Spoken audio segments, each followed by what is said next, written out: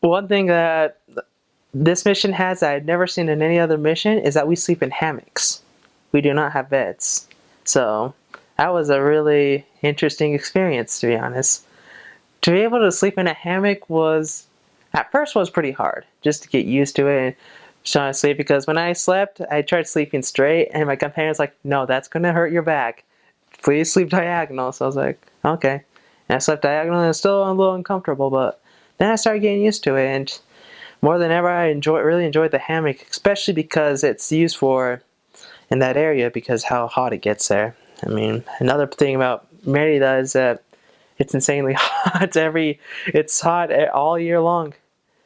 I mean, there's no such thing as winter. You're just gonna have a lot of hot weather and a lot of rain too. I mean, not that's pretty much it. The season's there, but so for that, I mean, having hammocks was very important. Also, having umbrellas because it rains so much in this part of Mexico. Unlike other parts, I mean, this part rains probably one of them a lot more just because it's more green. And what I find interesting about this part of Mexico as well is, I mean, the animals there.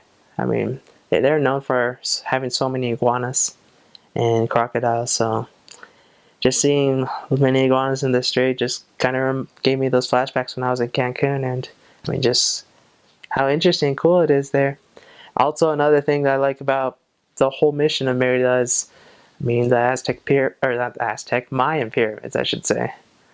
And the Mayan pyramids, I mean, it's filled with a lot of archaeological sites, a lot of rich history with just all those things. And there's about a dozen that are really famous there, just in that peninsula, just in my mission that are set there. Sadly, as missionaries, we weren't able to actually go to them, but it still gives a really good interest to be able to at least know about them and get the cultural insights of them.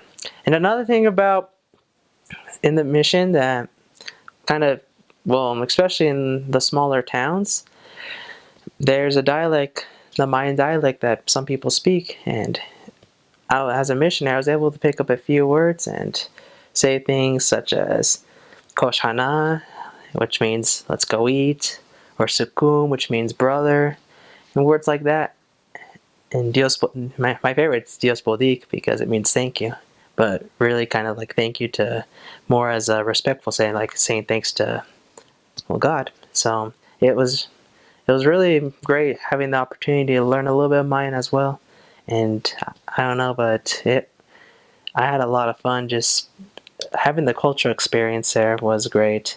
The weather there, I mean, like I said, it was hot, humid, rainy. But at the same time, at the nights it can get a little cool. And sometimes in the morning, especially in some parts of my mission, it can get really foggy if you're in the for example, my first area, since I was in the highest part of the peninsula, it can get a little foggy and get a little cool there.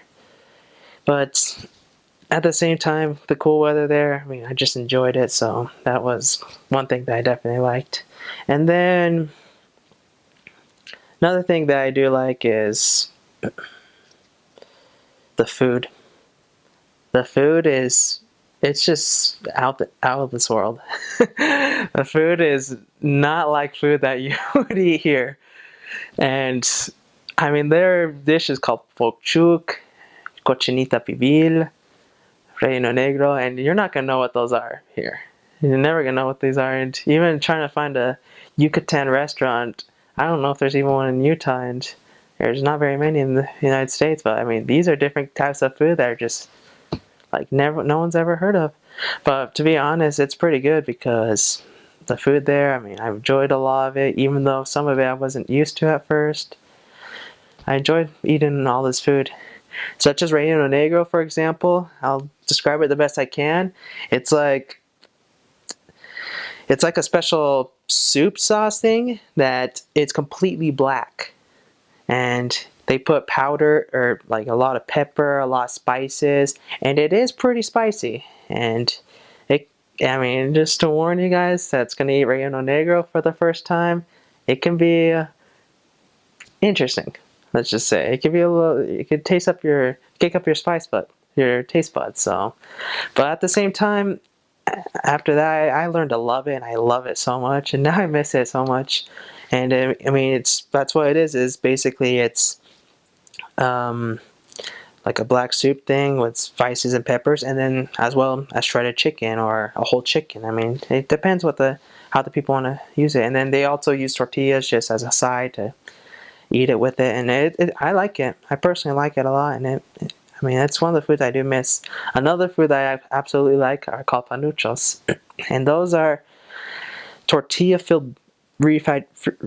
Let's say this again: tortilla-filled refried black beans that are inside the tortilla, and then they cook it over, and then you have place your chicken on top, your avocado, your tomato, your lettuce, and you just eat it like that. I mean, it's actually really good, and many people just like to eat it for breakfast or just as a snack. I mean, I've eaten that plenty of times.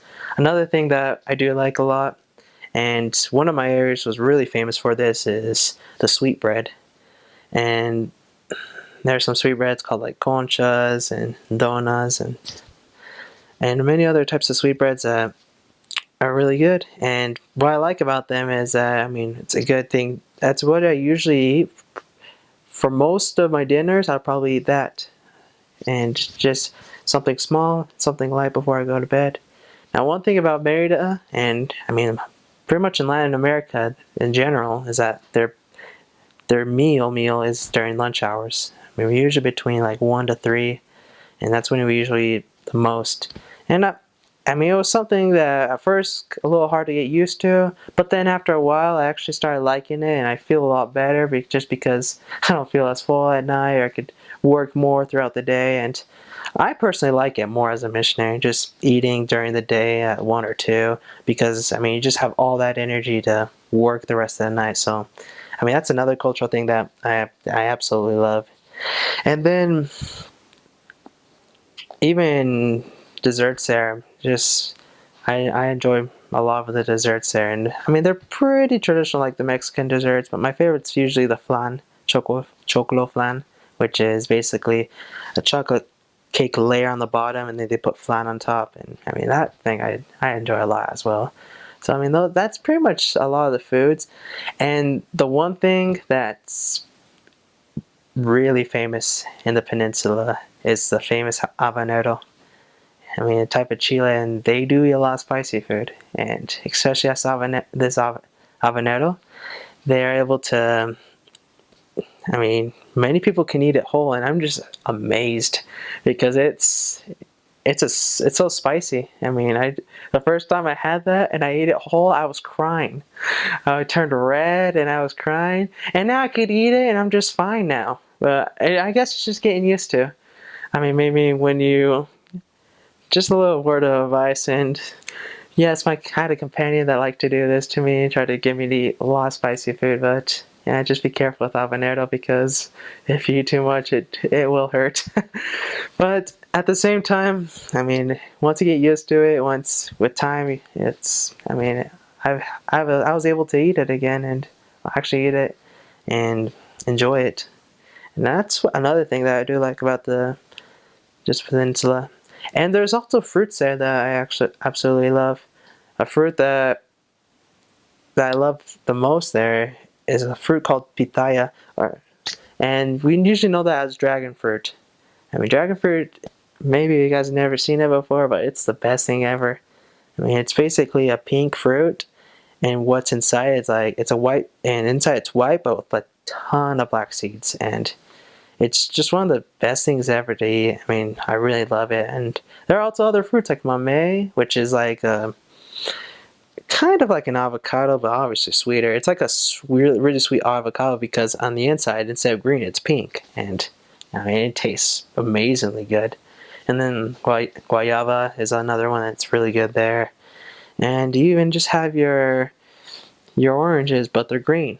Well, green oranges, and I never thought green oranges were actually good, but there they call it chinos, and I mean they taste just fine. They taste exactly like oranges. So I mean even the fruits there, and there are even other exotic fruits that I don't even know what half of them are called just because I only seen them once, or but I mean they're exotic, and I also enjoyed them too. It's a place where it has a lot of fruit. Bananas also was another thing that's pretty popular there. What what was sad though is that there were no apples, no peaches, no berries. So I mean there are those things, but it usually costs more money, and it's kind of harder to get. So. But at the same time, if you're out for 2 years, you can enjoy mangoes, papayas, bananas, guayabas, dragon fruits. I mean, you could just eat those things and enjoy just like being in paradise.